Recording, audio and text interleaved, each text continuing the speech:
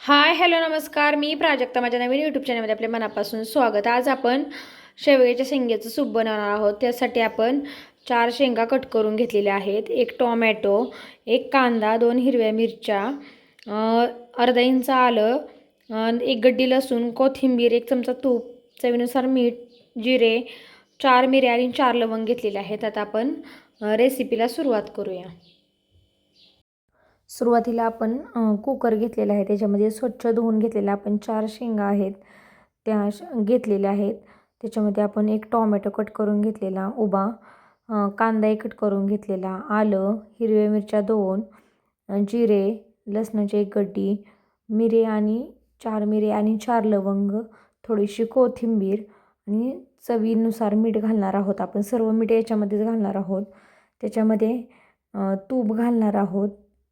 तुपामुळे छान अशी सुपाला टेस्ट येते. त्यासाठी आपण 1 चमचा तूप घेतलं होतं, ते तूप त्याच्यामध्ये घातलेलं आहे. त्याच्यानंतर अर्धा चमचा हळद आणि आपण ह्या शेंगा शिजवण्यासाठी आपण पाणी घालणार आहोत.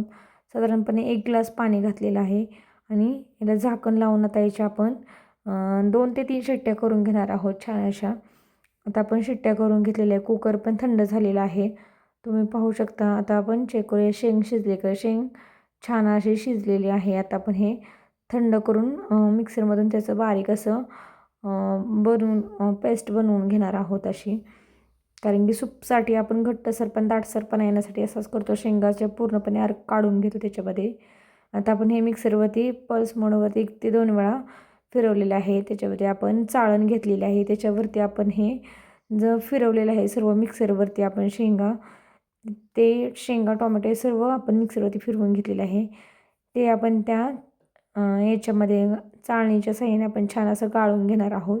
तर थोडं असं आपण भांड्यामध्ये पाणी घातलेलं आहे, ते पण त्याच्यामध्ये घालून घेतलेलं आहे.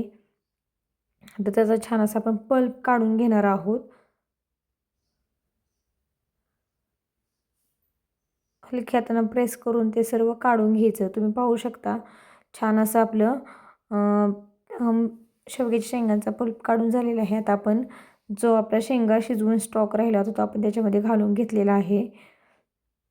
तुम्ही पाहू शकता. आता आपण हे गॅसवरती सूप गरम करण्यासाठी ठेवणार आहोत. स्लो गॅसवरती आपण छान असं त्याला उकळी आणून घेणार आहोत. तुम्ही पाहू शकता आपल्या आता सूपाला छान अशी हलकीशी उकळी यायला लागलेली आहे. आता आपलं सूप छान असं खळखळ उकळलेलं आहे. आता आपण हे सूप असंच 1 ते 2 मिनिट आपण स्लो गॅसवरती ठेवून देणार आहोत आणि असं हलवून घेणार आहोत. त्याला दाटसरपणा येतो. सूप जसं थंड होईल तसं ते दाटसर बनत जातं. आता आपल्या सूपाला छान अशी उकळी आलेली आहे. आता आपण गॅस बंद करून घेणार आहोत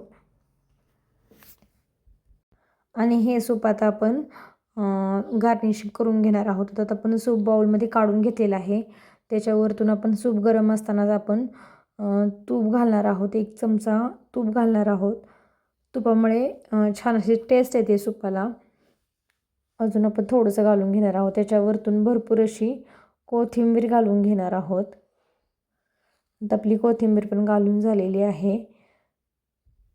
आता आपल्या शेवग्याच्या शेंगांचा सूप बनवून तयार झालेला आहे. तुम्हाला जर हा व्हिडिओ आवडला तर नक्की लाईक करा, शेअर करा आणि सबस्क्राईब करा.